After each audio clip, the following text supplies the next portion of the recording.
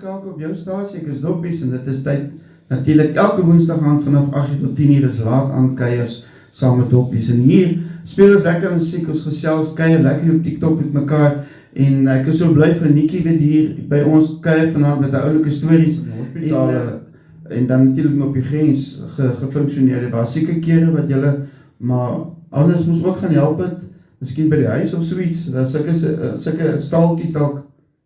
Weet jy, my man was 'n baie ordentlike offisier, nie soos ek wat met tye rebels en onordentlik was nie. Alhoewel ek 'n skoon rekord gehad het vir 33 jaar. Partykeer het pasiënte net gevoel, hulle voel gemakliker met hom by die huis te kom praat. En dan het hy die geleentheid geskep en daar was 'n spesifieke stoel wat ons nou uitgehou het vir die pasiënte. Ek het hom gewoonlik gelos dat hy alleen met die pasiënte praat, want dit is maar medies vertroulik.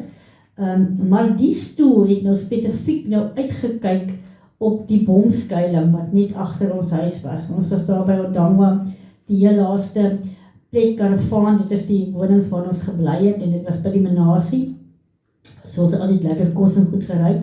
Maar ek sien toe hier kom iemand van die basis wat hom wil konsulteer en ek weet mos nou al in watter stoel hulle gaan sit en ek kyk so in die venster, ek tog hier is nou 'n groot gemors, ek sal nou vinnig moet optree en ek hardloop uit die petkaravaan. My man sê my nou, waartoe gaan jy nou? Dis ek, nee wag, hier's nou 'n krisis, ek kan nie nou praat nie, gaan jy nou maar aan met jou konsultasie. En wat ek nou deur hierdie petkaravaan se venster gesien het, is 5 ouens met boutjies wat tan met die brilkrem. Julle weet mos hoe julle getan het met die brilkrem op daai in die boutjies is daar, want die boutjies moet tan en hulle kry mos nooit son nie. En as 'n ervare verpleegkundige het ons mediese mense, niks was vir ons taboe nie, ons het vir niks geskrik nie, ons was regtig we had a poker face, so jy het nooit niks gewys wat hier binne jou aangaan nie.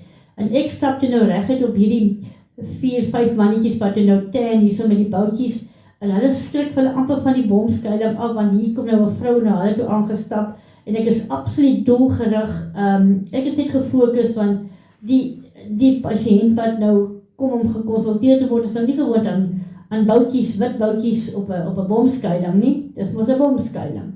En toe ek amper by hulle kom, toe gly hulle af, dat die boutjies nou nie meer wys, net die bolywe wys toe nou, sê ek, kyk hierso, daar is nou 'n pasiënt wat gekonsulteer word deur my man, en so julle moet nou die boutjies nou maar net afhou, tot die lid weg is, julle sal sien as iemand loop, en by the way, julle weermag mense weet mos, die dag wat jy aangesluit het jy jou liggaam aan die weermag beloof.